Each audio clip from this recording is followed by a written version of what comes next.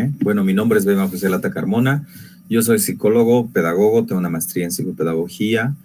He trabajado bastante en tema de inclusión educativa, educación en unidades educativas, en el tema de pastoral educativa, en el tema de jóvenes en situación legal, ya, jóvenes en conflicto con la ley, lo que se llama.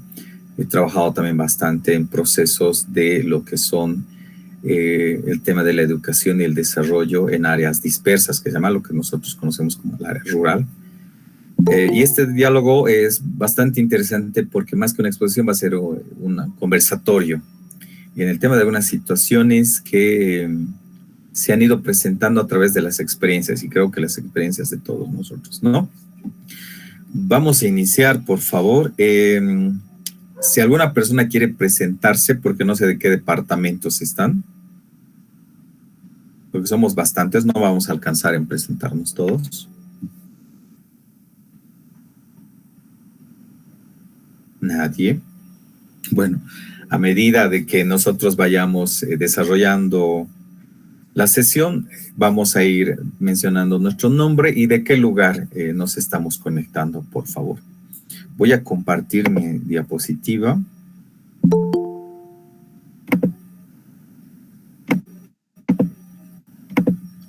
Aquí está. Me avisan, por favor, si puede verse.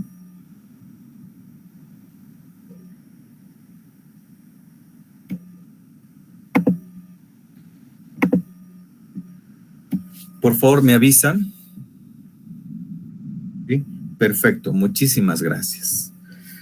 Estamos dentro de este programa que son adaptaciones curriculares dentro del aula para estudiantes con dificultades de aprendizaje. Ustedes ya han tenido 3 módulos en los cuales han podido hablar con otros profesionales, dialogar sobre lo que son las adaptaciones curriculares dentro del aula, ¿no?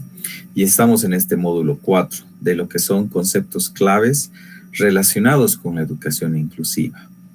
Este trabajo está siendo desarrollado y agradecer siempre a la Fundación Desarrollate y a ustedes por la confianza y la atención que tienen con este día, ¿no? ¿Qué es lo que vamos a ver? Como dice, conceptos claves relacionados con la educación inclusiva. La educación inclusiva en Bolivia, si bien no es algo novedoso, se ha ido dando más que todo en la praxis, en la práctica empírica de cada uno de nosotros, se ha ido desarrollando hace bastantes años. Pero hasta ahora no tenemos claro lo que es un proceso de estos en el tema de una real inclusión educativa o educación inclusiva. ¿Por qué? Porque a pesar de que se han ido desarrollando procesos, se han ido desarrollando actividades, textos, normativas, leyes, movimientos, nos queda bastante que hacer. ¿Por qué? Porque extrañamente hay momentos en los cuales el tema de la educación inclusiva está en un boom, en el cual toda la sociedad se va comparando, va desarrollando lo que son estos procesos educativos, y en otras donde poco a poco las va desvirtuando y las va dejando de lado, ¿ya? Para iniciar, por favor, acá creo que estamos participando maestros, maestras, psicólogos, pedagogos, psicopedagogos y de algunas otras especialidades. Vamos a empezar con un relato bastante interesante, ¿ya? Esta es una captura de un grupo, ¿ya? Solo Profe de Bolivia. Hay bastantes grupos. Yo estoy en este grupo todavía. Y algo bastante interesante que pasó en una fecha, ¿no? De inscripciones, pasó en una gestión. Una profesora dice, ¿no? Buenas tardes, una consulta. Dice, a un niño con 32% de discapacidad intelectual se le debe inscribir en un establecimiento donde solo den clases a niños con discapacidades, o puede estudiar en cualquier colegio normal, dice, por ejemplo, ahí hasta los términos, ¿no? El niño tiene hermanos mayores en la escuela, pero al niño con discapacidad no le quiere recibir la directora. Indica que los niños con discapacidad, ¿ya?, asisten a centros especiales. ¿Es correcto eso? Dice. Si alguien me puede ayudar, mil gracias. En Bolivia, muchas veces, por el temor, algunos que tenemos parientes, hijos, hijas con algún tipo de discapacidad, Nuestro gran temor al momento de querer inscribirlos es el rechazo. Es ese miedo al rechazo que puede tener el centro educativo hacia nuestro hijo, hacia nuestra hija. Y muchas veces ha ocurrido que en unidades y en centros de educación ya han existido algunas barreras, algunas limitaciones para poder tratar de no inscribir a un niño. Y esta situación, por ejemplo, era una de esas, ¿no? Una madre, como cualquiera, ha ido a un centro educativo a tratar de inscribirlo, pero ha habido este problema. Y la profesora, en su entender, en el conocimiento que tiene, ¿no? Va consultando, o sea, se me ha presentado un estudiante con discapacidad y ahí ya lo tenemos hasta descrito. Se supone, obviamente, este chico tiene ya un carnet que le va calificando con 32% o un diagnóstico que le han dado que tiene 32% de discapacidad. Entonces ahí llega la gran duda cuando nos llega un estudiante con discapacidad o problemas de aprendizaje, ¿no?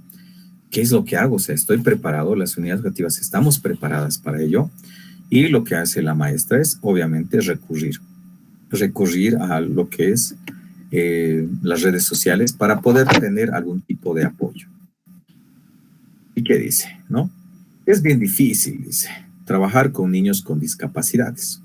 Yo tuve una mala experiencia. Tenía un niño así y a veces le daba no sé qué cosa y empezaba a gritar y agredir a sus compañeritos. Era algo que cada vez me ponía mal. Pienso que por eso hay la educación especial y hay profesores especiales, ¿no? ¿Cómo los llaman? Profesores especiales. No se trata de discriminación, pero como dicen, cada oveja con su pareja. ¿Ya? Es la opinión de una maestra, por ejemplo. Y acá otra maestra dice, ¿ya? Bueno, otra maestra dice, los maestros tienen que hacer su trabajo. Otro dice, colegas, en nuestro país existen educación regular, educación especial, así con letra mayúscula como para que nos demos cuenta, y educación superior. Por lo tanto, existen docentes con especialidad en educación especial. Por lo tanto, al rechazar a un estudiante con discapacidad, ¿ya? Está haciendo un mal bien.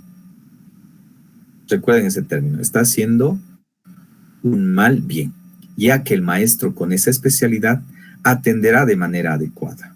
Yo le aconsejaría que asista a la unidad educativa especial. Saludos. Y ya. Y había una tonelada de comentarios, de situaciones, ¿no? Pero estas son las que más o menos me interesaban, por ejemplo.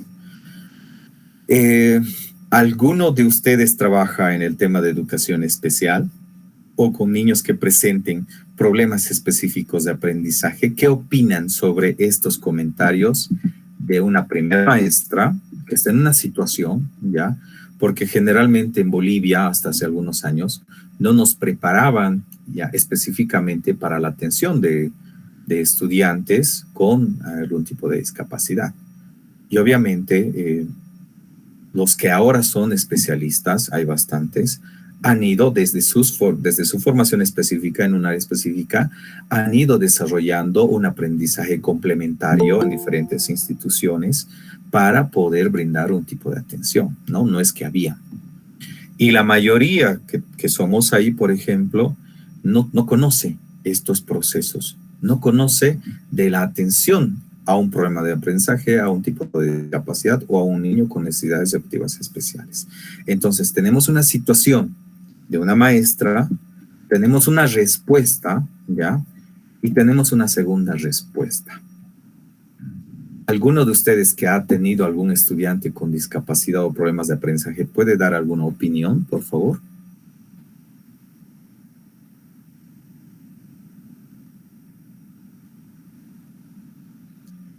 Profes, ¿cuántos estamos? Por favor, no puedo visualizar. Podemos fomentar un diálogo, por favor, porque esta no es una exposición, es un diálogo, ¿no? ¿Alguno de ustedes le ha tocado a algún estudiante con discapacidad, con problemas, necesidades de aprendizaje o problemas de aprendizaje, por ejemplo?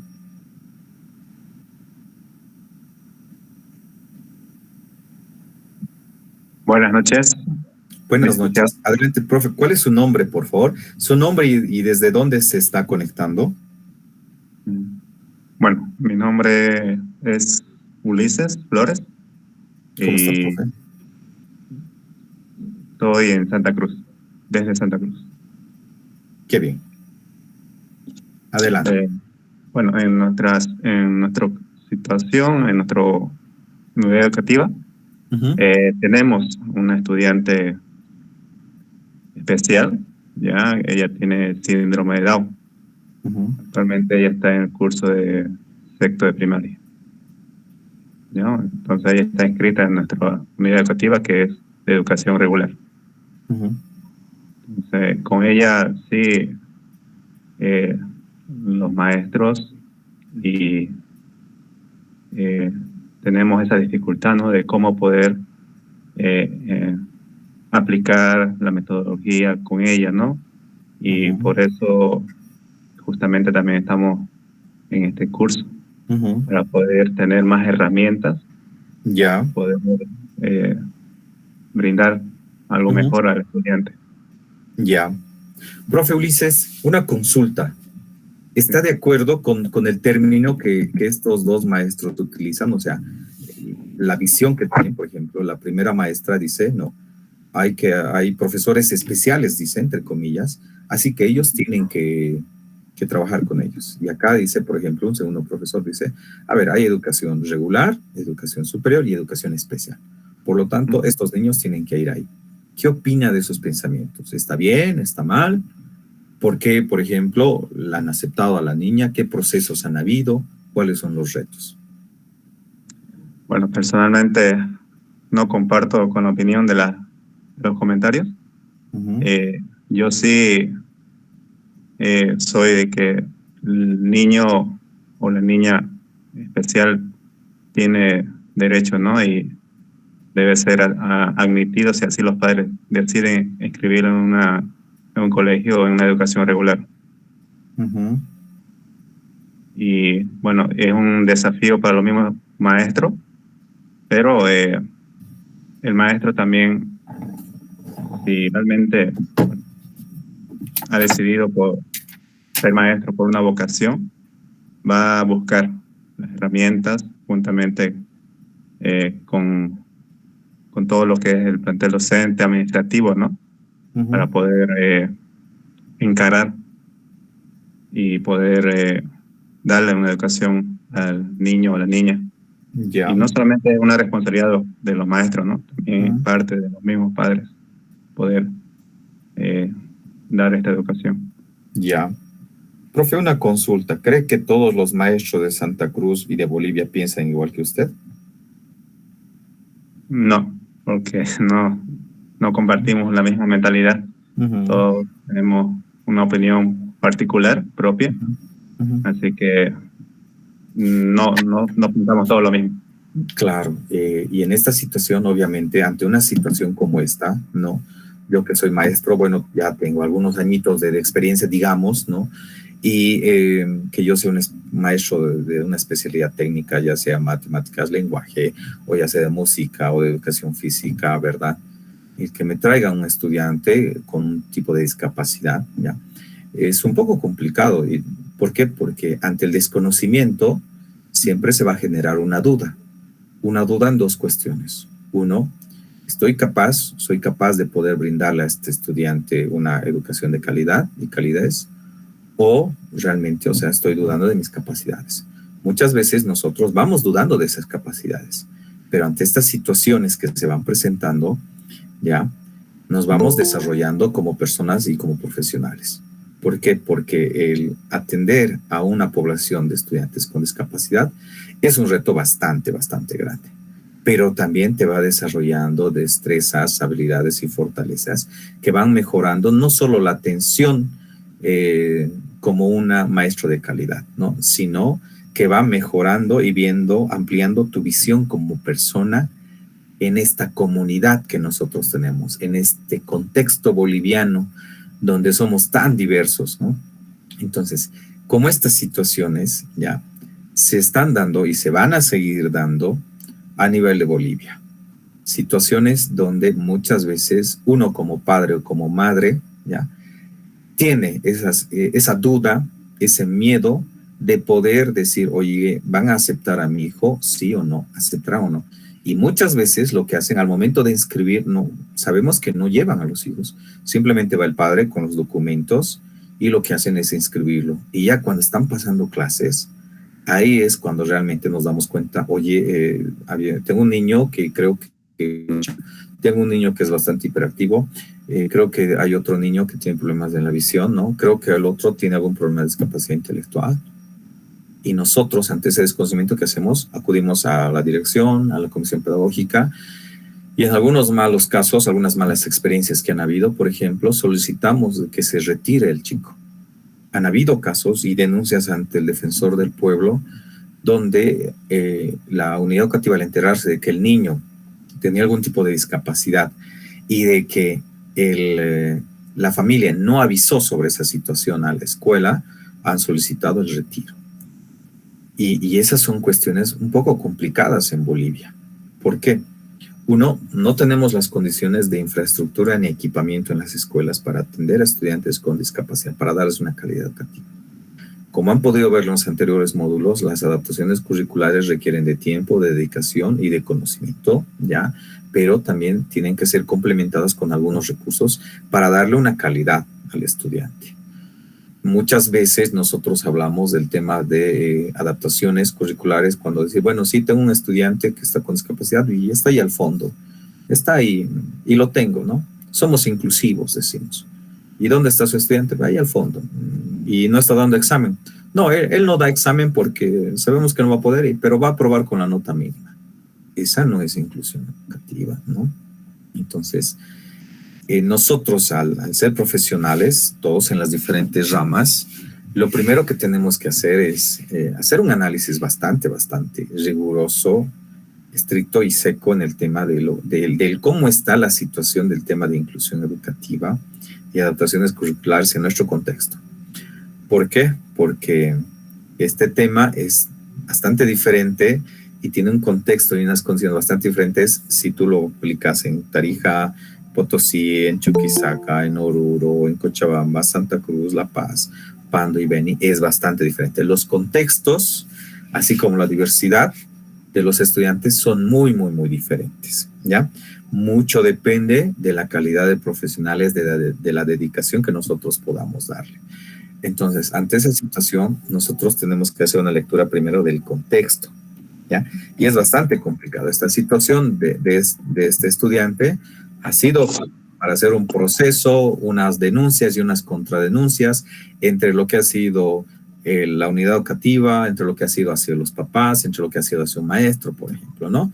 Situaciones que a veces nos pasan cuando alguna instancia, algún ente, por ejemplo, trata de obligarnos a cosas que a veces no queremos. Esa simplemente era una introducción para una reflexión, porque así como hay buenos docentes, hay docentes regulares, hay muy buenos, excelentes, pero también hay algunos que muchas veces simplemente se limitan a dar una clase cerrada en el tema de lo que es su trabajo, ¿no? Hablando del tema de inclusión, o sea, si nosotros trabajamos comprendiendo la diversidad, es iniciar una lucha frontal contra esta violencia, porque lo que ha pasado acá, con esta situación, con este caso bastante real en Bolivia, ya, es un tipo de violencia. Y no solamente negándole a un estudiante una oportunidad de poder estar en un curso, de compartir con otros estudiantes, ¿no? Sino se le pierde una esperanza a una familia que poco a poco trata de que el hijo, de que la hija pueda integrarse a la sociedad, incluirse. Ahí es donde nosotros estamos hablando del tema de inclusión. Inclusión y adaptaciones, por ejemplo, no simplemente es de decir, yo necesito todas las herramientas y todas las estrategias posibles que hayan en la vida para que este niño pueda integrarse y pueda desarrollar su vida acá de la manera más exitosa. No. Inclusión y adaptaciones puede ser, por ejemplo, de brindarle un espacio en el cual pueda compartir con otros niños, con otros estudiantes de su edad. Inclusión puede ser que él pueda participar ya en grupos, en secciones, donde pueda ser partícipe como cualquier otro. no siempre buscando esa visión que nosotros tenemos, no, tiene que aprender y tiene que estar a la par de los otros. ¿Por qué? Porque sabemos que en este caso, con un 32% de discapacidad intelectual, obviamente este chico no va a rendir como los demás, pero tal vez, ¿no? El límite de la familia no es tan alta, la vara no está tan alta, la expectativa no es tan alta para la familia, para que este chico pueda ser pues uno de los mejores estudiantes de la unidad educativa, sino de que el niño, en base a las posibilidades que tenga, pueda salir de su casa, donde muchas veces los encerramos, ¿ya? Pueda salir a compartir e interactuar con otros niños de su edad, y no simplemente, como pasaba hasta hace 20, 30 años, encerrarlo en un centro de educación especial en el cual esté no solamente con personas con su mismo tipo de discapacidad, sino con una mezcolanza de cosas, ¿ya? Son situaciones bastante complicadas que se deben tomar muy delicadas, con pinzas, como diríamos, y que un poquito más adelante vamos a poder ver algunos procedimientos, ¿ya? Entonces, trabajar comprendiendo, como les decía, esta diversidad es iniciar una lucha frontal contra la violencia, la discriminación, el racismo y la exclusión social, porque generalmente eso es lo que hacemos cuando se dan este tipo de situaciones, ¿no? ¿Cómo construimos todos juntos una educación de calidad? Pues atendiendo las necesidades y problemáticas de la diversidad, ¿no? La educación de calidad se va a dar siempre atendiendo a las necesidades y problemáticas de la diversidad.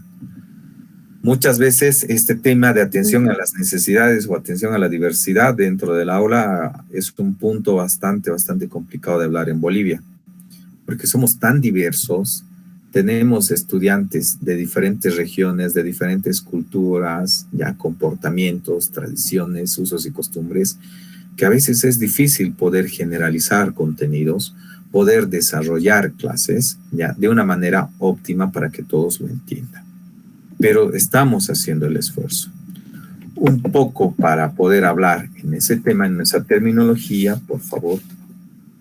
Mencionábamos que existe una ley, ¿no? En Bolivia. La ley 223, la ley general de las personas con discapacidad.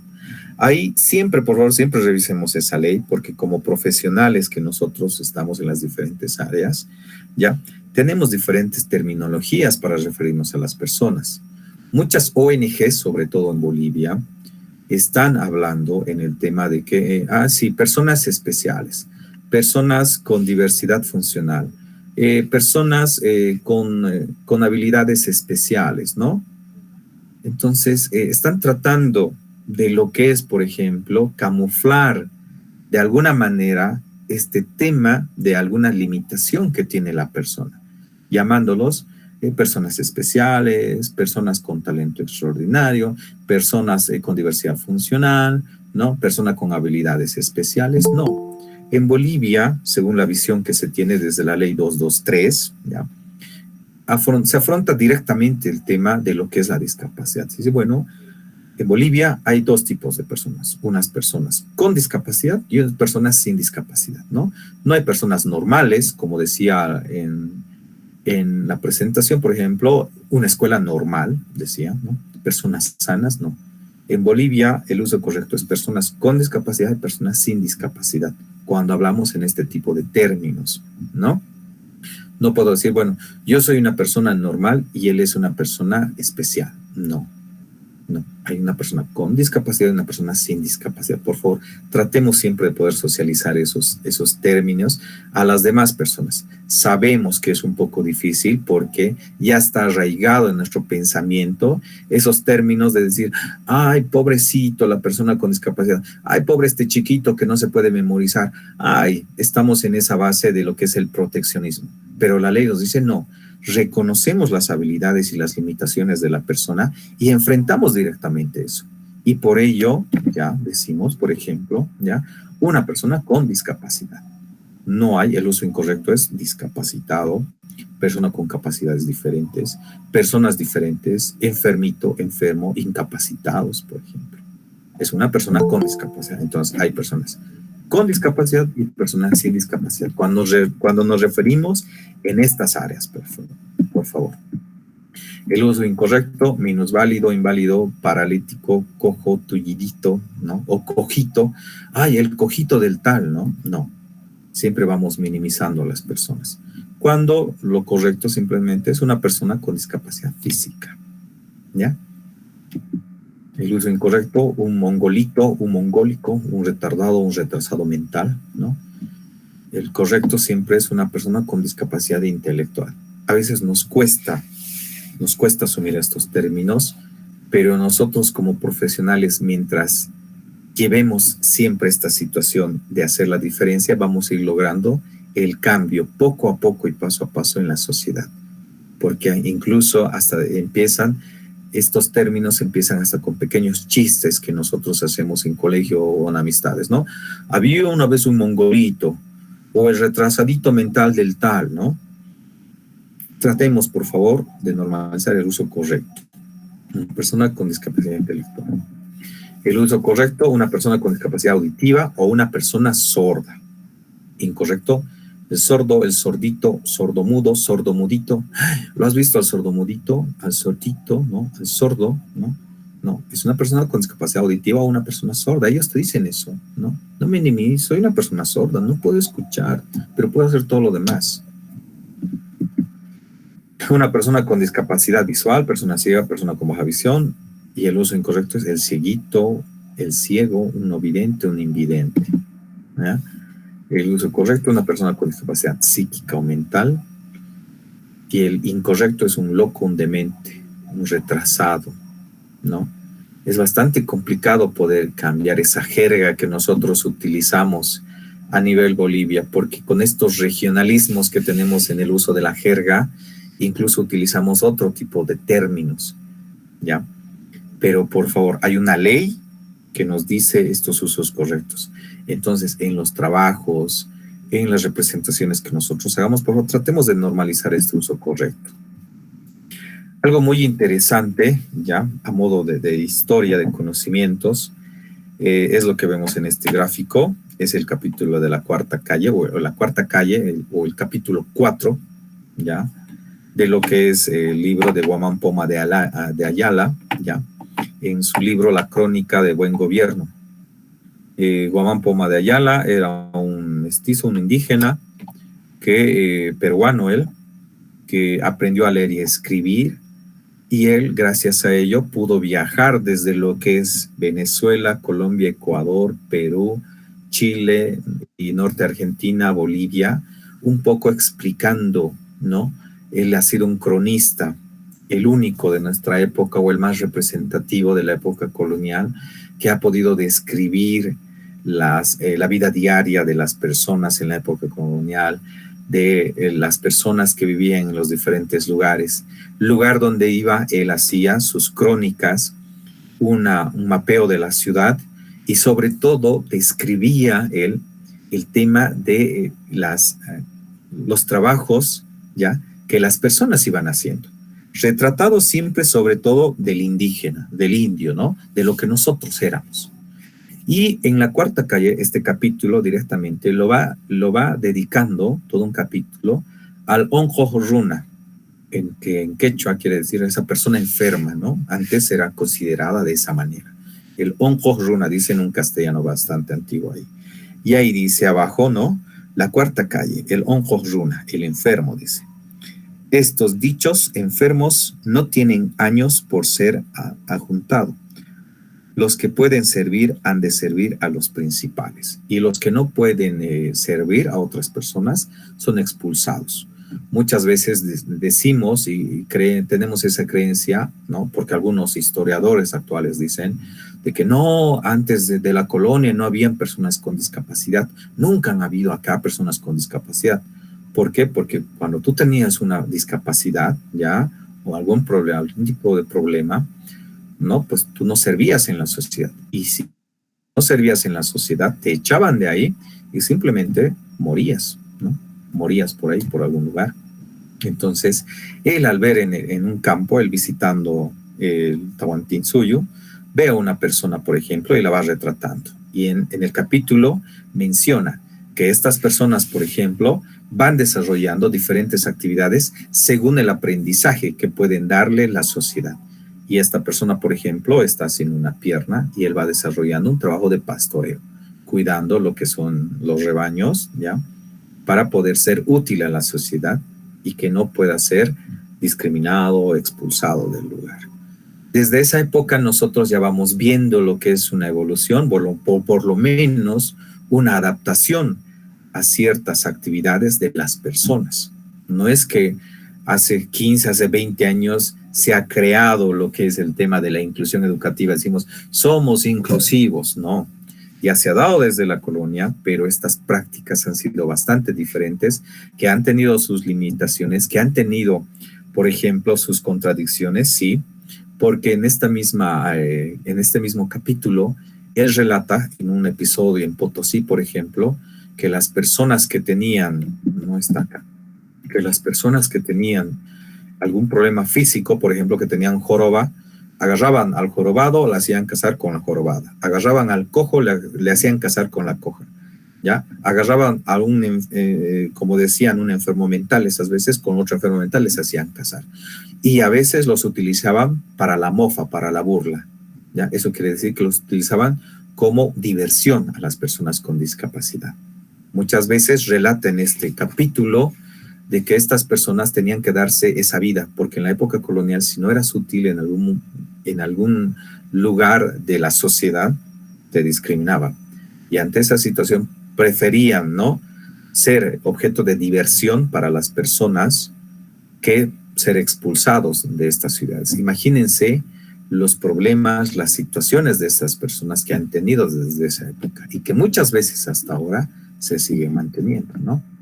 Ha habido una evolución, y ustedes lo han visto ya en las anteriores presentaciones, del tema de lo que es inclusión educativa y adaptaciones curriculares.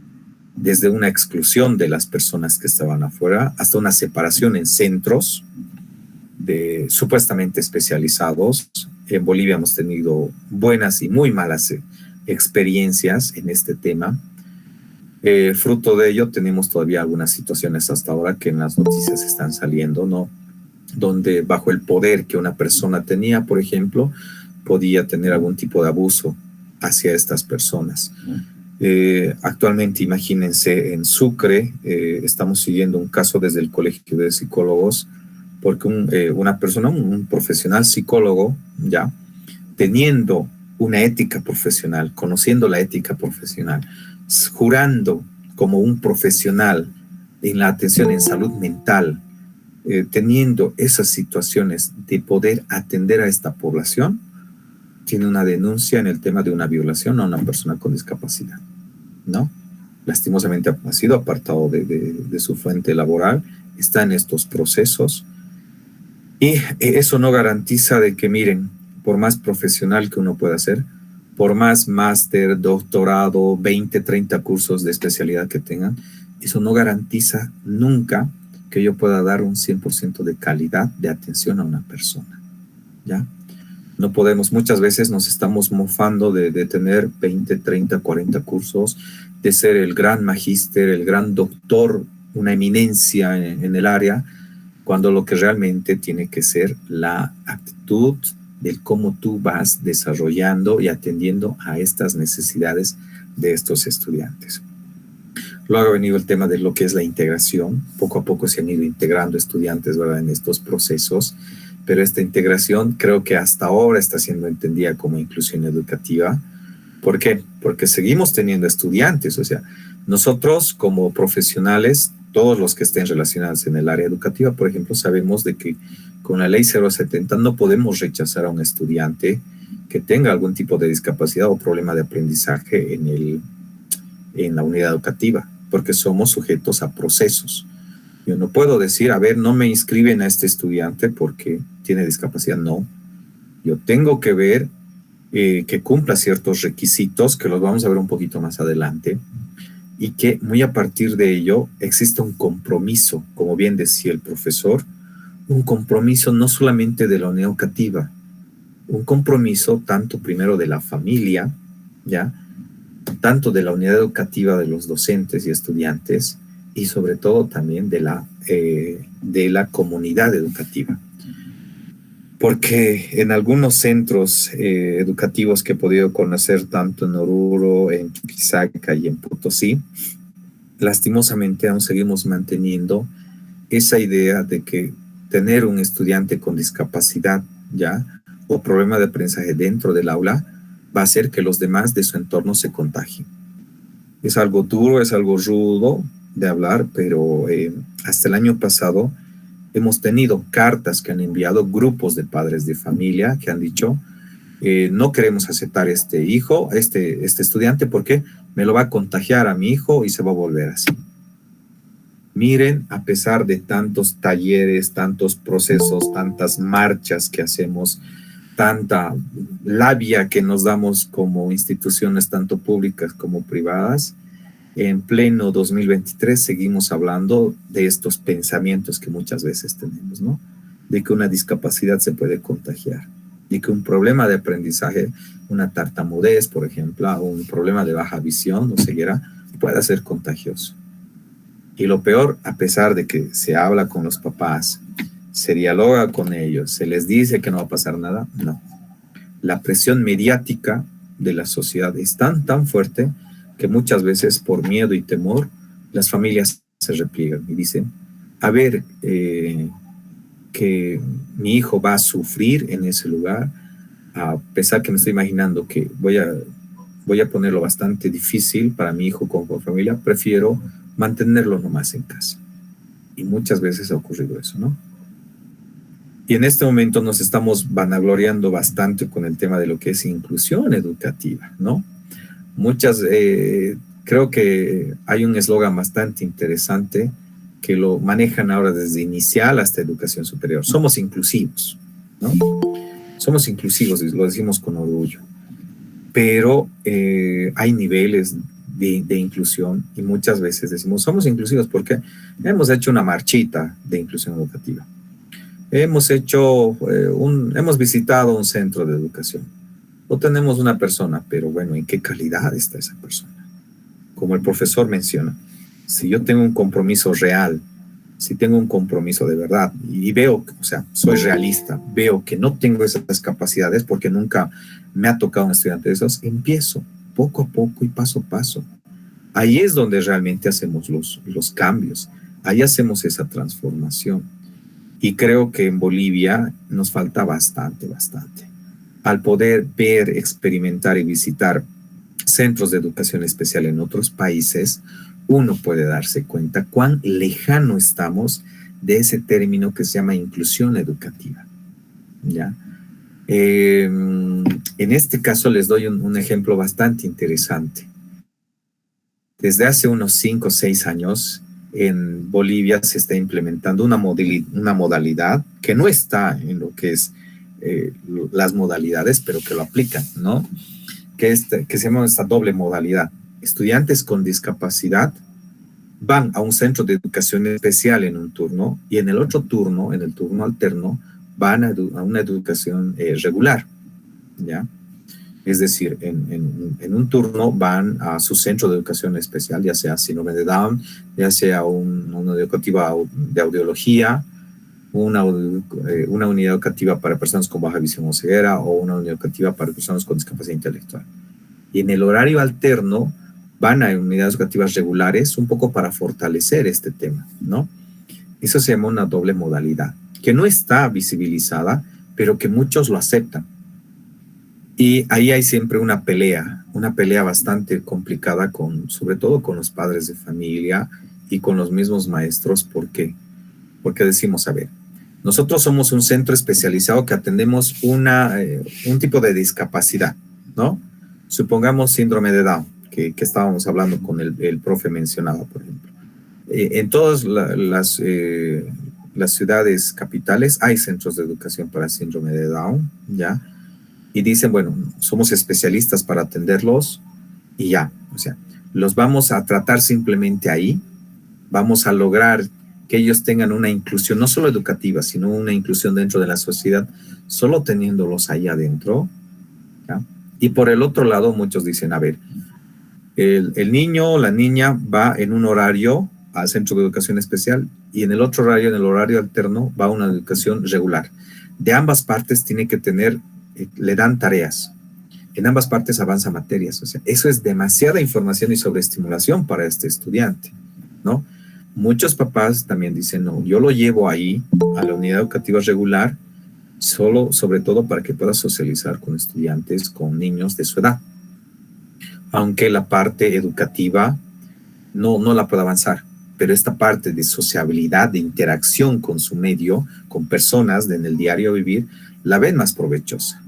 Y ahí siempre hemos tenido algunos cuestionamientos con lo que son las comisiones pedagógicas. ¿Por qué?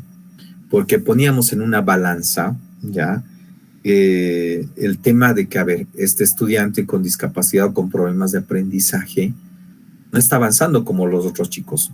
No presenta muchas tareas, las tareas las hace mal, se aplazan los exámenes, pero por el otro lado, la interacción que logra con los otros chicos hace que pueda poco a poco incluirse en la sociedad, ¿no? La interacción con los otros, que pueda obedecer órdenes, que pueda interactuar con cualquier otra persona.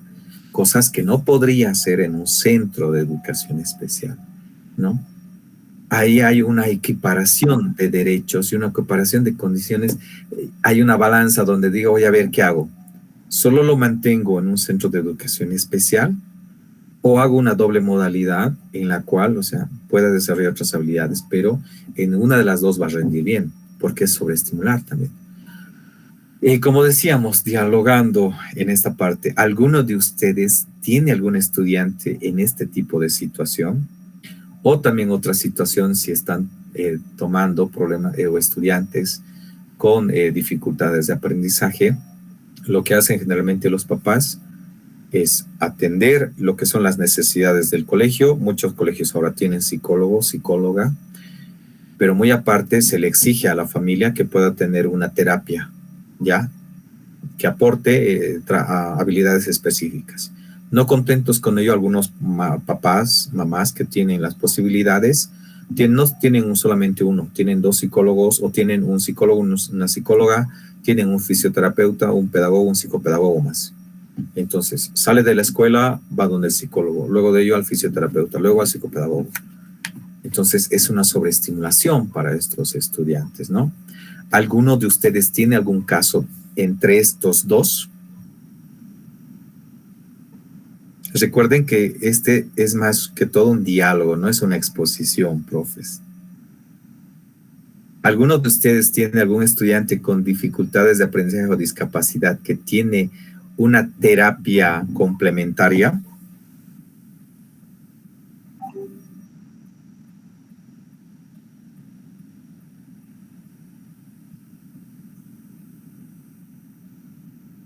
Hola. Profes. Hola, sí, buenas noches. Profe, ¿cómo se llama? Margot Ceballos. Profe Margot, buenas noches. ¿Desde dónde Bueno, nos está acompañando? desde Cochabamba. Cochabamba. ¿Usted trabaja Sí, en una educativa regular o especial? regular. Regular, ya. Adelante. Sí, tenemos un niño con síndrome de Down. Él recibe terapia en la mañana en un centro particular, ¿no? El papá lo lleva en la tarde a un centro particular, pero no todos los días, 3 veces a la semana, pero toda la semana el niño está asistiendo al colegio. Un poco dificultoso en cuanto a lo que es la conducta, ¿no? Bueno, hay que tener bastante paciencia con estos niños, pero el niño ya lee, no lee bien, pero sí está en tercero de primaria. Pero hemos tenido otro problema con otro niño, o sea, otro niño con dificultades. No ha sido así, ¿no?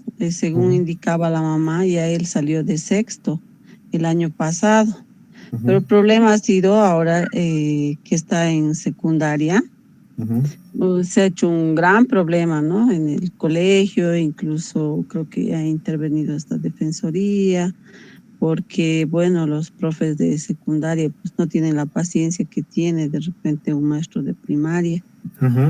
Y ahí es que se presenta el problema, nos estamos dando cuenta recién después de esta situación que se ha dado, de que no está muy clara esa situación, ¿no?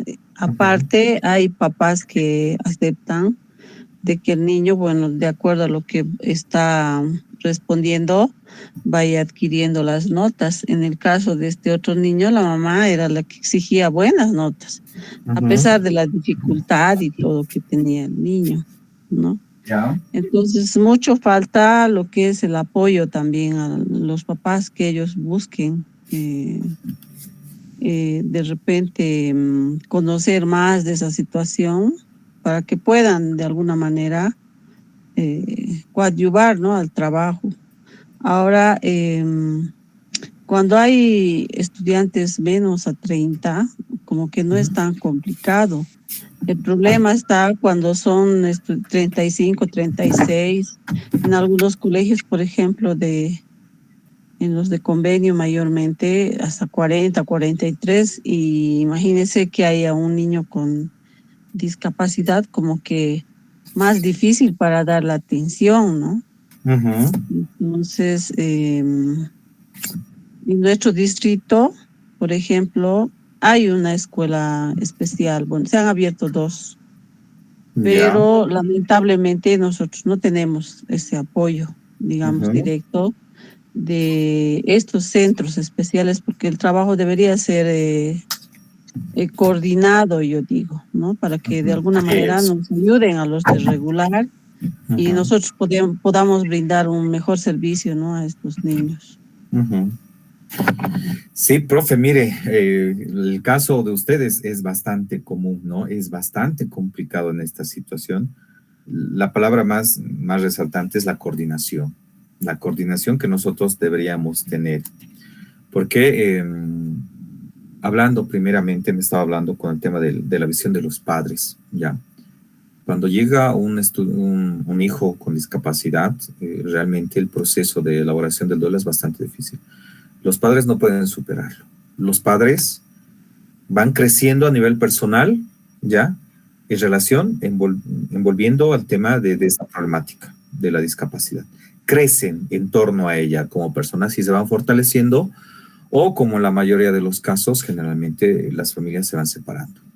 En Bolivia, según estadísticas, el 70% de las familias con alguna persona con discapacidad, el varón siempre va delegando esta situación a la mujer. Eso porque es fácil para hombre decir, oye, ¿sabes qué? Mira, tengo un hijo y me has dado un hijo con discapacidad, bueno, me voy y me consigo otra pareja. Pero ese amor de madre, ese amor, ¿no? De corazón, por ejemplo, hace que puedan comprometerse en esa situación. Y eso se va transformando. ¿Por qué? Porque a medida de eso, la familia va convirtiéndose en una especie, ¿ya?, de burbuja donde el niño pueda recibir todo tipo de ventajas, todo tipo de situaciones que vayan haciendo su vida más fácil. Incluso hablamos de una sobreprotección en esa parte. Y el más claro ejemplo que me dice, o sea, a ver, tengo a mi hijo con discapacidad, me lo van a tratar igual que a todos y tiene que tener buenas notas. ¿Por qué? Porque él en su esfuerzo está haciendo lo que puede y me tienen que dar muy buenas notas, ¿no? Otros son más realistas y dicen, sé que tengo un hijo con discapacidad y sé que va a tener limitaciones, pero lo que ustedes puedan hacer y que le brinden un espacio donde pueda interactuar con otros chicos es ya suficiente. Hay muchísimas visiones. Y creo que no hay un centro de educación especial en Bolivia donde no haya algunas grescas y algunas problemáticas con los padres de familia. Porque en todos los centros de educación especial que yo conozco, siempre hay padres que van a estar en esa posición defensiva, ¿no? De proteger a sus hijos y de exigir ya hasta el límite a los profesores ya en el tema de la calidad educativa. Para ello, algunas fundaciones, por ejemplo, algunas asociaciones de padres en diferentes países han dialogado y han dicho, oye, a ver, yo tengo un hijo con discapacidad, tú tienes uno, tú tienes tal, ahí, ¿qué tal si nos asociamos, trabajamos, ya? En Bolivia también hay fundaciones, hay asociaciones, por ejemplo, de padres de familia de diferentes discapacidades. El gran problema es que ahora muchas veces ha habido descoordinación, algunas de ellas se han desunido, otras se han separado, otras han desaparecido, otras trabajan lo que pueden, ¿ya? Cuando lo que nosotros realmente, decía, esta coordinación y este trabajo complementario, por ejemplo, estaba moviéndome aquí atrás, ¿por qué? Porque acá, por ejemplo, justamente hablando de síndrome de Down, ¿ya? Una asociación de padres, por ejemplo, en el Ecuador, que en el Ecuador realmente el tema de inclusión educativa está recontra adelantado, bastante adelantado. Ellos han creado material, imagínense, para profesionales, un stock de 8 libros para profesionales del cómo intervenir en síndrome de Down. Porque no todos los profesionales, una vez saliendo, egresando de nuestras carreras, somos expertos en algo. También nos tenemos que ir formando, como cualquier otro. Entonces, miren, hay estos libros, por ejemplo, para profesionales de la salud. Tenemos otros aspectos, específicamente otros 8 libros para padres y madres de familia.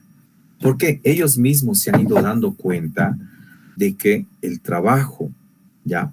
Y la atención a personas con discapacidad tiene que darse desde las familias. Porque no va a haber otra persona en la vida que los pueda ir defendiendo. Nosotros como maestros, como maestras, como profesionales, podemos estar un tiempo. Yo los atiendo, vienen a mi consultorio, hago una atención, una sesión y se van, ¿no? Cuando ya dejen de pagarme, ya no los atiendo porque también las profesionales necesitan vivir. Los profesores también vienen, pasan de nivel en nivel y se van, pero la familia siempre es la que queda. Entonces, imagínense en esta corresponsabilidad, en esta atención a lo que es el tema de síndrome de Down en este caso, han hecho documentos ¿para qué? Entendiendo de que hay una diversidad de papás con mayor o menor nivel de formación y de que en palabras sencillas ellos puedan explicar lo que es el trabajo con estos niños. Y es lo que se debería hacer con todas las discapacidad. Y por ejemplo, acá tenemos reflexiones para comprenderlo y aceptarlo. Y también hay un material para todos, ¿no? Para todos. Y bastante interesante en este de los papás, por ejemplo, siempre empiezan con un título bastante interesante, con el primero, ¿no? Ha nacido un niño con síndrome de Down. ¿Qué puedo hacer, no? ¿Qué es lo que tengo que hacer? Y ahí está, cómo enseñar hábitos, actividad física. El gran problema que nosotros tenemos como bolivianos es que no escribimos. Tenemos muchas limitaciones para escribir. Experiencias en educación inclusiva, en adaptaciones curriculares, tenemos bastantes y muy, muy buenas, créanme, hay bastantes. El problema es plasmar esa experiencia que nosotros tenemos empírica a un documento. No lo hacemos lastimosamente por temas de lo que es tiempo, por temas de sobrecarga de trabajo, por temas de atención y priorización, ¿no? Tenemos una familia, compromisos, situaciones, ¿ya? Y nos vamos limitando. O sea, hay muy buenas experiencias en Bolivia en el tema de adaptaciones curriculares, solo que no las escribimos. Y eso se va quedando para nosotros poco a poco, y a la larga se va perdiendo esas experiencias y tenemos otra vez que desarrollar. Así que los que estén trabajando con temas de educación especial, con temas de adaptaciones curriculares o atención a esta diversidad, o sea, escriban 2, 3 páginas, pueden escribir. ¿Por qué? Porque no hay experiencias. Si bien, por ejemplo, el Ministerio de Educación, mediante los congresos nacionales que tiene de educación inclusiva, incluso ahora son internacionales, porque invitan 1, 2, 3 profesionales y ya lo llaman internacionales, ¿no? Son experiencias que los maestros van exponiendo, pero luego de ello, esas experiencias deberían compartirse, deberían darse a todos los maestros, así en forma de cartillas, aunque sea digitales, pero no. Se premia a los maestros que hacen muy buen trabajo, eso sí, bastante buenos, pero se queda ahí. Entonces, eso es lo que nos falta, divulgar esa información, esa comunicación. Y como decía, profe, el trabajo complementario, por ejemplo. Muchas veces he tenido el gran problema de que me han tocado estudiantes con problemas de aprendizaje. Me llegó uno con problemas del habla, por ejemplo. Cuando yo quise coordinar, les dije, yo necesito trabajar y coordinar con 2 personas, con ustedes como padres de familia y con la unidad educativa. El padre primero se excusó diciendo, yo tengo trabajo, yo no puedo venir, así que no. La mamá decía, bueno, voy a venir cuando pueda. Cuando fui a la unidad educativa, ¿usted quién es? Bueno, soy tal persona, quiero trabajar, estoy interviniendo con tal persona en mi consultorio. No tenemos tiempo, pasa un programa y tenemos ese pensamiento, tal vez por las malas experiencias que hemos tenido, de que cualquier otro profesional que venga a mi institución va a venir a criticar y a valorar mi trabajo, a evaluarlo, a decir sobre todo lo malo. En Bolivia tenemos esa costumbre de pensar siempre lo malo, ¿no? Entonces muchas veces nos cierran ese trabajo o nos dicen, a ver, ¿qué tienen para ofrecer? Dígame primero y según eso vamos a ver si trabajamos o no. Y realmente estas situaciones de adaptaciones curriculares, de inclusión educativa, se va limitando en la medida que nosotros no vamos interviniendo, no vamos interactuando y no hacemos un trabajo complementario.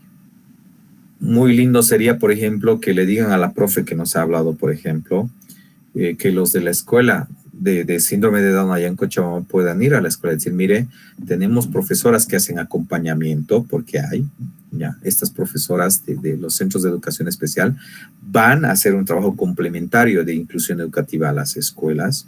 Sería interesante de que estas puedan ir ahí, enseñar estrategias, técnicas y métodos a los maestros para poder atender a estos, porque hay, para completar las horas de los maestros, que son 108 horas de los maestros de educación especial, ellos van a las unidades educativas. Pero lastimosamente, ya, y si hay alguien también en el tema de educación especial, podemos dialogar esta parte porque es un diálogo. Muchas veces van, se hacen firmar la hoja de asistencia y se van. Dicen, no había planificación, estaban en otra actividad, no me dan un espacio. Y muchas veces piensan que esta maestra solo va a ir a hacerle la tarea al estudiante, ¿no? Como les digo, hay un marco normativo a nivel nacional bastante amplio en el tema de lo que es adaptaciones curriculares e inclusión educativa, pero que muchas veces no lo estamos sabiendo. Buenas noches, Licen. Adecuada. Adelante, profe. ¿Cuál es su nombre? Florinda, Licen. Profe Florinda, ¿de dónde nos está hablando? Desde Yacuiba. Ay, qué lindo. Debe estar haciendo calor allá.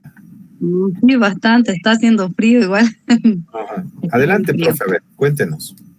Bueno, se estaba hablando en el tema, ¿no? De que si van y se hacen anotar solamente. Por ejemplo, yo trabajo con inclusión educativa, ¿ya? Entonces, con niños con autismo, y hace rato ya le quería preguntar el tema eso sobre los niños que, digamos, por ejemplo, hay padres, como todo papá, ¿no es cierto?, anhela ver a su hijo en una escuela regular, que pase de curso primero, segundo, tercero y próximamente ya sí llega al bachillerato, ¿no es cierto? Pero tomar en cuenta también, digamos, para poder ser incluidos, ¿no es cierto?, estar, como dicen la 01, con el grado de leve, ¿no es cierto? ¿Por qué? Porque, digamos, en el área regular ya están los contenidos específicos a avanzar para hacer la adaptación curricular, como estamos hablando. Entonces, tenemos que hacer de acuerdo al curso que corresponde. Si bien ahora yo también tengo dentro de ellos estudiantes que no están para el área regular, no por ser discriminados, no porque uno los quiera discriminar, porque el avance en el área regular es más rápido, más contenidos, y si el niño no está preparado para recibir esos contenidos, como usted dijo, ¿no? Muchas veces, en algunas ocasiones, los dejan a un costado, les dan otro tipo de tarea que eso ya no correspondería a hacer una adaptación curricular. Lo que estaríamos haciendo es adecuarse al estudiante. ¿Por qué? Porque el papá ya lo puso a la escuela, ¿no es cierto? Y nosotros contra eso no podemos hacer nada, ¿ya? lo ideal sería orientar antes de inscribirlo. ¿Por qué? Ujú. Porque si bien dicen, ¿no?, que presentan alguna dificultad o algo, o tal vez preguntarle, ¿no?, si tiene su historial médico, cuál es la situación, y explicarle, porque al decirle que no puede ser atendido ahí, no quiere decir discriminación, si sé que en algunos casos los papás los toman así, pero explicar, ¿no?, de la mejor manera. ¿Por qué?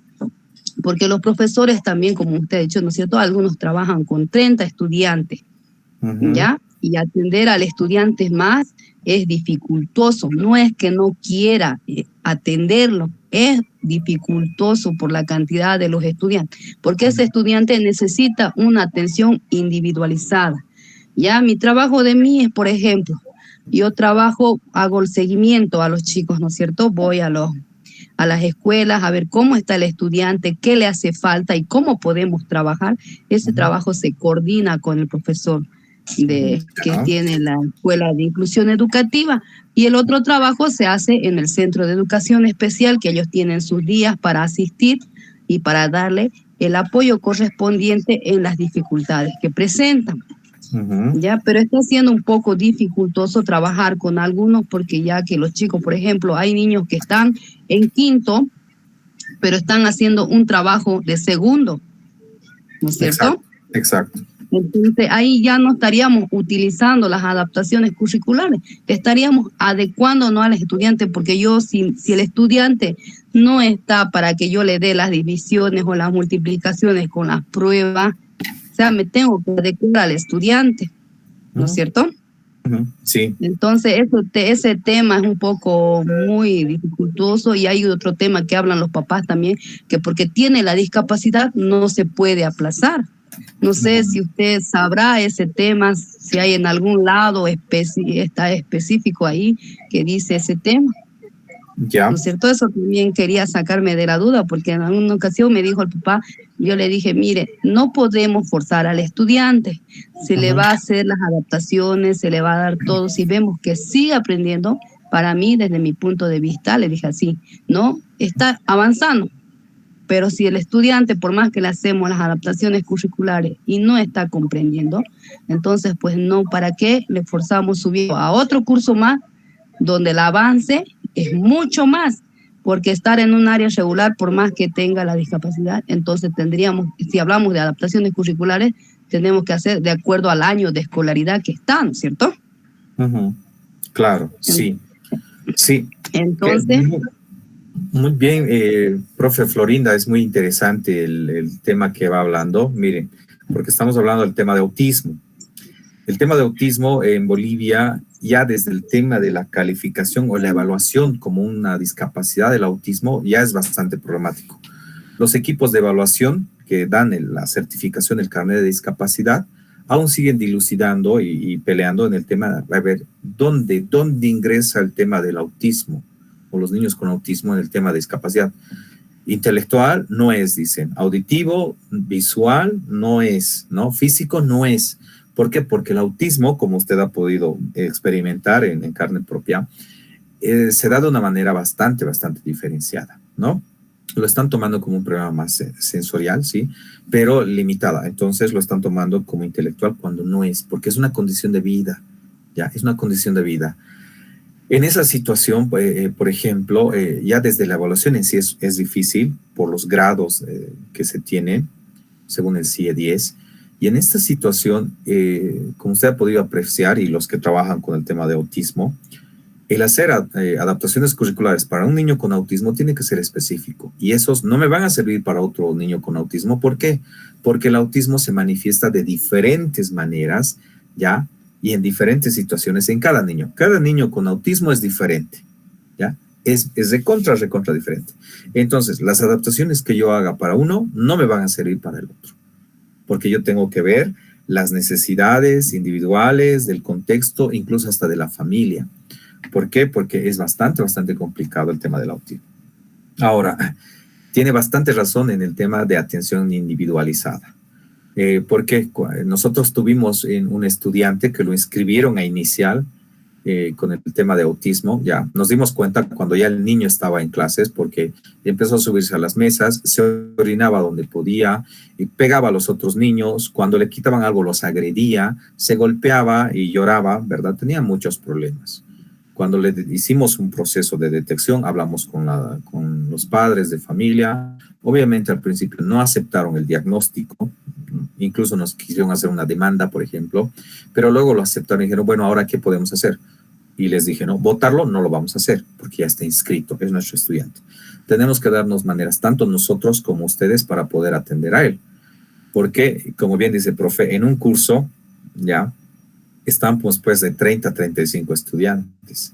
Si bien decimos atención lo más individualizado que se pueda, atención a cada niño, no podemos relegar a 34 o 33 estudiantes en un curso y solo atender a uno. No podemos hacer eso. ¿Por qué? Porque los niveles de exigencia académica que nos piden, o sea, no nos permiten hacer, oye, te atiendo a ti ya. En este caso, por ejemplo, lo que nosotros hacíamos era ver las características del estudiante y ver si necesitaba un acompañante. En un principio, la madre se comprometió a acompañar, porque en este caso una primera adaptación con niños con autismo es que tiene que haber un apoyo pedagógico, se llama, ¿no? Un educador de apoyo que tiene que trabajar con el niño, porque el niño con autismo puede estar un ratito, aburrirse, gritar, llorar, salirse. Este niño, al momento que le quitabas la mirada, se iba y abrir todos los grifos del patio, ¿no? Le encantaba abrir los grifos y dejarlo así. Jalar todos los baños, por ejemplo, le encantaba. Podía haber estado todo el día haciendo eso y correteando. Entonces, en una primera fase, la madre se comprometió a asistir. Ella lo controlaba esa parte conductual, porque lo que nosotros necesitábamos, lo primero eran estas habilidades de socialización para la vida, que se siente cuando le diga que se siente, que atienda cuando se le diga que atienda, que escuche a los demás, que respete los turnos, ¿verdad? Y después de ello hemos podido conseguir practicantes del área de psicología y pedagogía para que puedan acompañarlo. Él hasta ahora sigue con acompañante, ¿ya? Sigue con acompañante. No es de decir, hemos sido el centro más grande, hemos resuelto este problema. No, él sigue con una persona, con un acompañante que le va ayudando.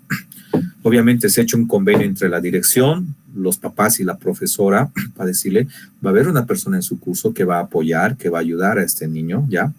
Y bueno, con buenas y malas cosas aún continúo, ¿ya? Es bastante complicada esa situación. Ahora, por la cantidad de estudiantes que se tiene, según la ley y según el reglamento de educación alternativa y especial que se tiene, se tendrían que reducir 3 estudiantes del curso en relación a un estudiante con discapacidad. Si yo tengo 2 estudiantes con discapacidad, el reglamento dice que yo tengo que disminuir 6, pues, en el caso que tenga 2, por ejemplo. Pero sabemos que eso no se cumple.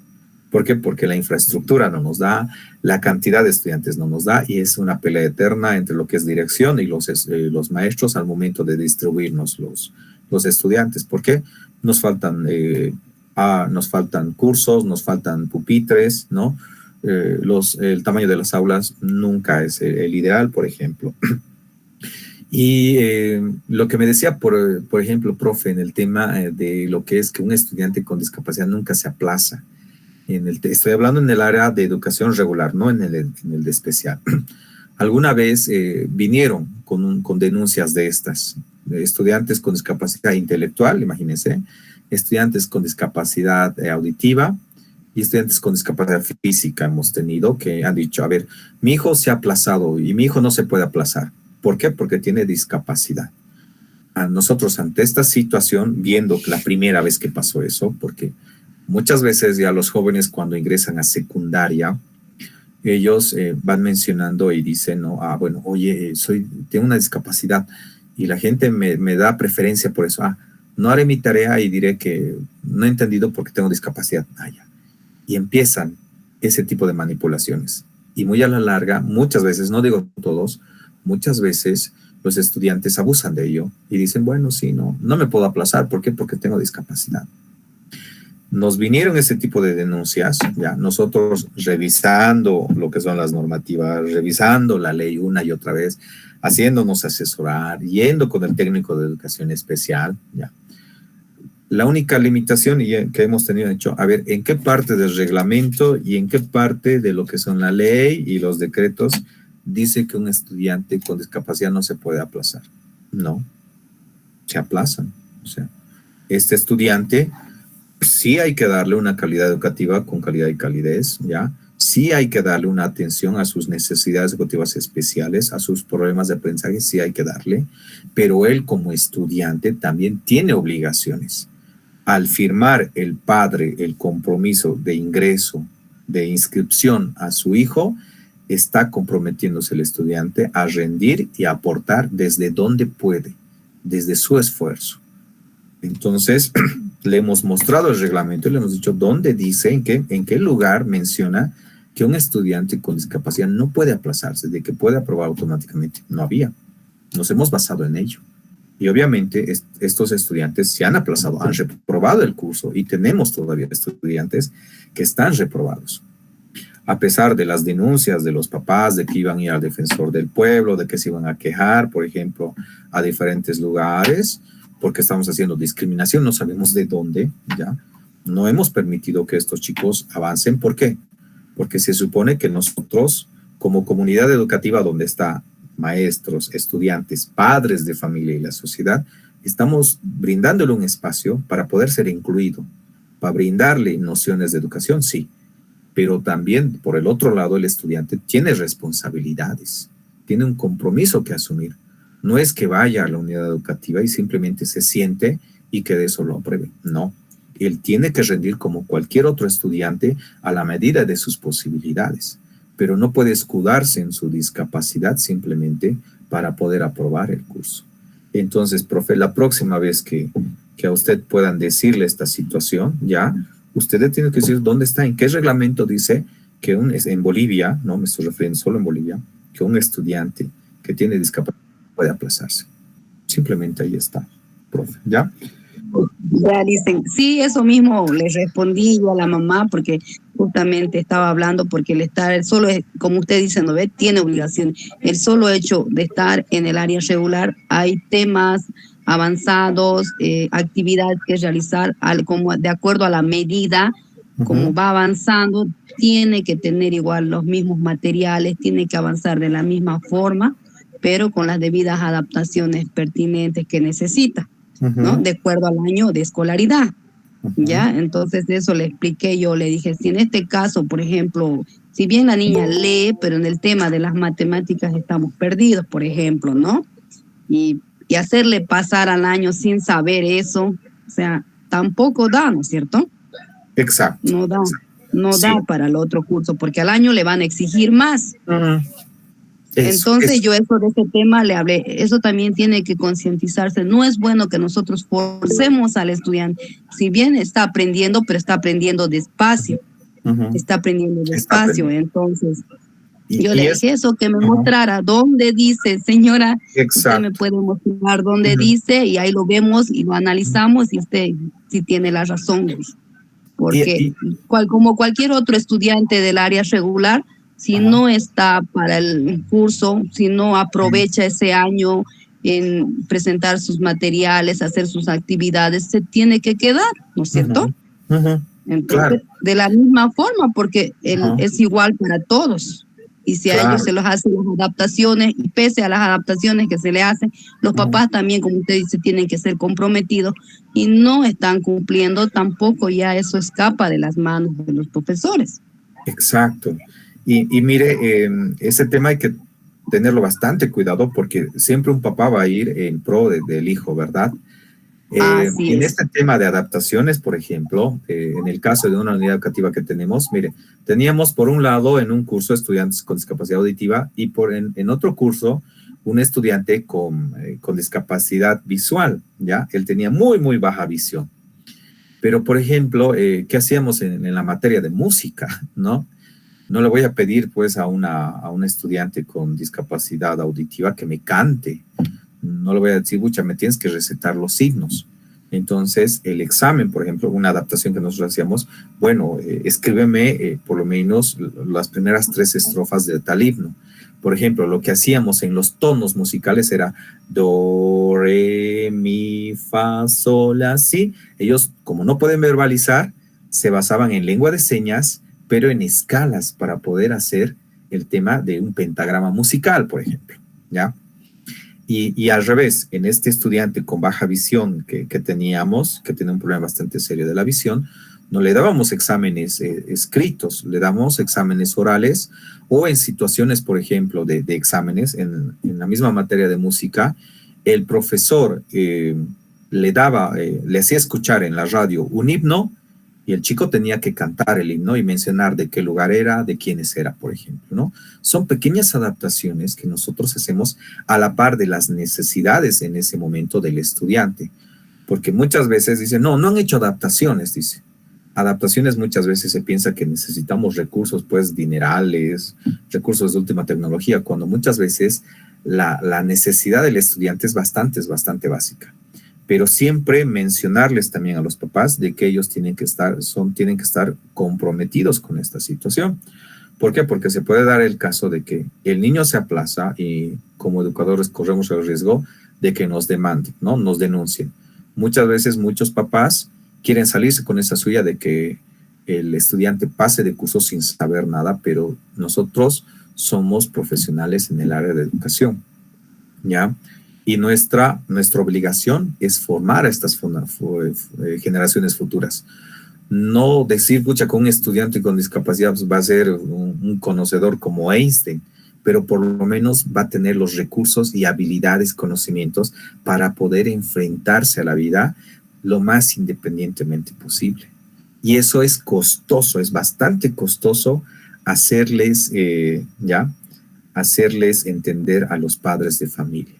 El principal problema que nosotros vamos a tener y el principal escollo es el tema de los padres de familia en esa parte. ¿Ya?